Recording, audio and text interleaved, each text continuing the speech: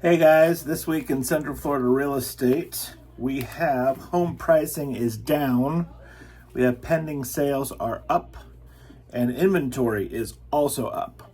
So let's have a look at what's going on in Lakeland and Polk County, Central Florida in the last 7 days. This is actually last week's report because I was traveling, but here we are. So this is the report for August 14th. All right, the average bedrooms and bathrooms sold was a 3-bedroom, 2-bath. That stayed steady.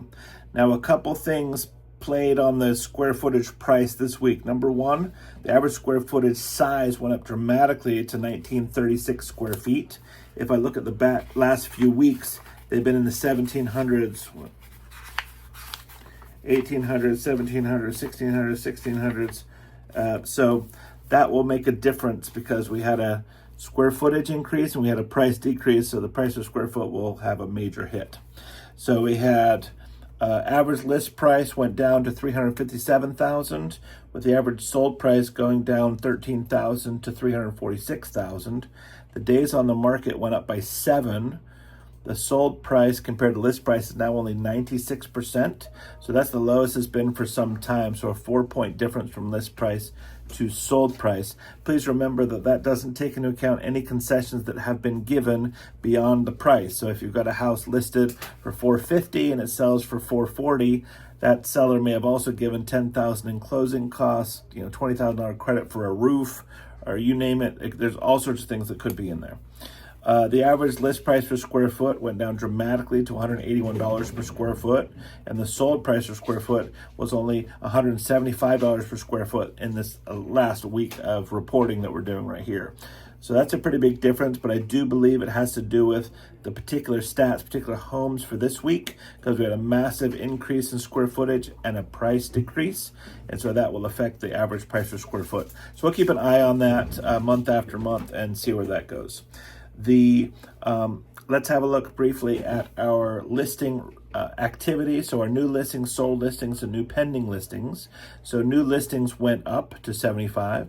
Sold listings went way down to 61. However, it is the second week, and that makes sense. The first week, we usually have tons of listings because it's the end of the month and loads of listings close. So I totally understand that.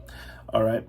The new pendings went up to 87, and we had a replenishment ratio of 86.2.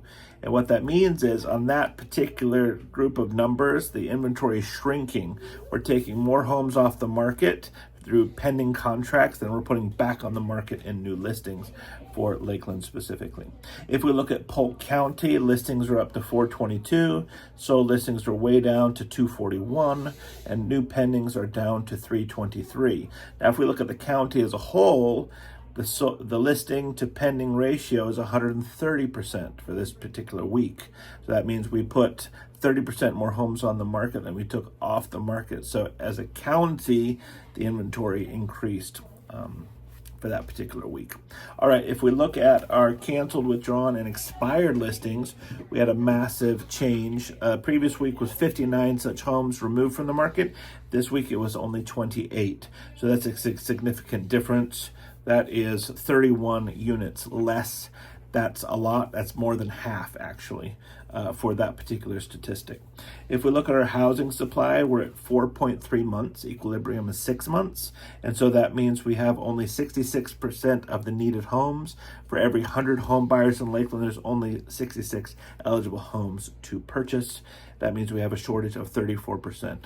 Now, put on top of that the current interest rates that we have and the fact that buyers are looking for homes that are truly move-in ready. Some houses, even though we have this shortage, are staying put because the sellers are not adjusting the pricing to the market because there's things to do, there's repairs, there's updates, things that aren't done that buyers want to see getting done. So that's what we're seeing there.